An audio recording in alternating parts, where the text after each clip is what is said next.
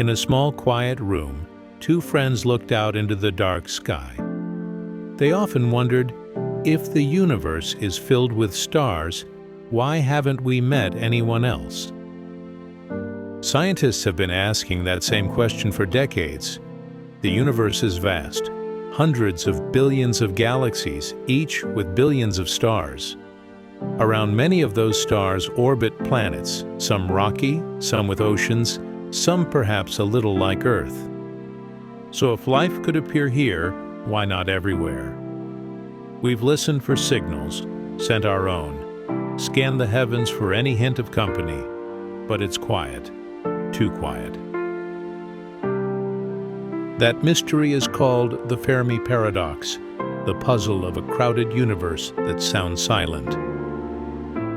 Maybe we are alone, or maybe there once were others. Some scientists think civilizations rise and fall, burning bright, then fading before they ever meet one another. They call that idea the Great Filter. Think of it like a long road every kind of life must travel. First, something alive has to appear at all. Out of nothing but rock and sunlight, that's the first filter.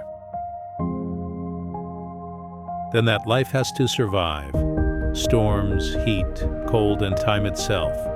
It has to change, to adapt, to keep going long enough to learn how to think, to build, to speak, to dream. But the hardest step comes later, when intelligence becomes powerful enough to shape the very world that gave it birth.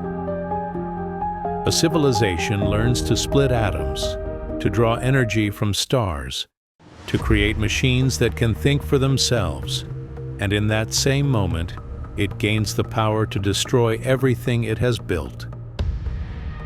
That's the Great Filter, the moment when intelligence must prove it can survive its own power. Maybe our own filter still lies ahead of us. Humanity has reached the point where we can wipe ourselves out or prove that we're different. Passing the test might not mean conquering nature, but learning to live with what we've made. Do we have what it takes? The fact that we're still asking means we haven't given up. And that small spark of hope, that hunger to know, might be what keeps us alive. But if we really are alone, why do so many people feel as if we're being watched? There's another idea called the zoo hypothesis. It suggests that maybe someone has already found us, but chooses not to interfere. Imagine a wild animal in a forest. A camera flashes in the dark. The creature pauses, hears a faint click, but never understands what it was. To the animal, it's just a flicker in the night. To us, it's observation, learning without disturbing. Maybe we're that animal. Maybe we notice strange lights in the sky, signals we don't understand, because someone out there is quietly watching, waiting to see if we survive our filter.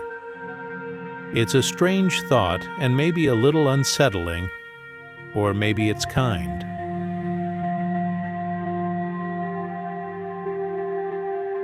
Maybe they're giving us time to grow, to learn, to change. And when we finally do, when we prove we can live without destroying, maybe that's when we'll hear the first hello. But then another question appears. If someone's watching us, who's watching them? Perhaps the universe is built like nesting dolls, each layer observing the next. Humans watch animals, aliens maybe watch humans, and something beyond them watches everything. Each asks the same question: who's watching me? Maybe no one ever finds the final answer.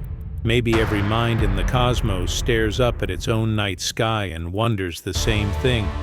And perhaps understanding isn't the goal.